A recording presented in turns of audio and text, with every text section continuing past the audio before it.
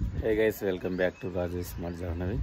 So friends, ఎన్ని వీడియోలు చేసినా ఏం చేసినా వేస్ట్. మా బతికే వేస్ట్.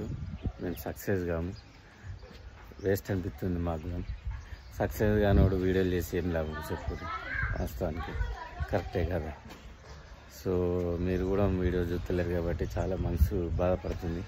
ఎందుకంటే 4 years అవుతుంది నేను వీడియోలు చేయబట్టి, అయినా ఒక్క వీడియో కూడా ఎత్తలేదు. ఒక వీడియో లేచింది కానీ అప్పుడు దరిద్రము మా అత్తమ్మ కాలు ఇరిగింది. సో వీడియోలు పెట్టలేకపోయినా, ఆమెను చూసుకోవడానికి టైం సరిపోయింది. అంతలోపల టైం అయిపోయింది. సో ఇప్పుడు 3 years అవుతుంది మళ్ళీ ఇదే ఛానల్ నడిపేయబట్టి, కానీ ఏం రిజల్ట్ ఏం లేదు. 4,000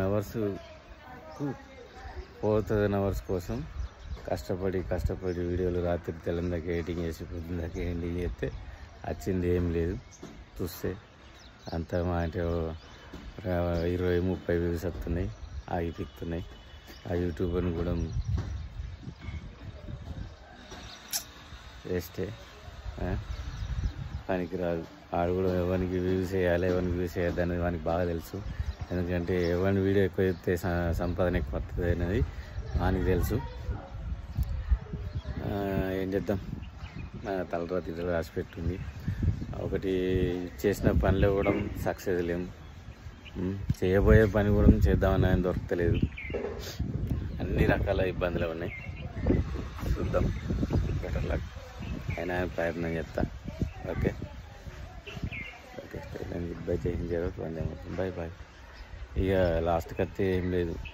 ఇక ఎవరి దగ్గర వంటనే అవుతుంది చెప్తుంది.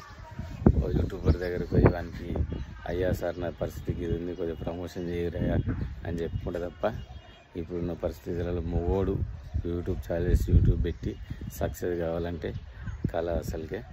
అది ఎవడో ఒకడు సపోర్ట్ చేస్తేనే అవుతాడు తప్ప వితౌట్ ఎన్ని సపోర్ట్తోనే ఈ మధ్యకాలంలో మొగోళ్ళు యూట్యూబ్ సక్సెస్ అయ్యింది అయితే ఏం లేదు. ఆడవాళ్ళు యూట్యూబ్ పెడితే వట్టిగానే ఎదిగిపిస్తారు. ఉత్త మాటలకు కూడా అట్రాక్షన్ అయ్యి సబ్స్క్రైబ్ చేసుకొని వాళ్ళని ఎక్కడికో తీసుకెళ్తారు. కానీ మనం మంచి చెప్పినా చెడు చెప్పినా చెడు కింద అనుకుంటారు. అసలు అర్థమవుతలేదా ఏంటిదో నాకైతే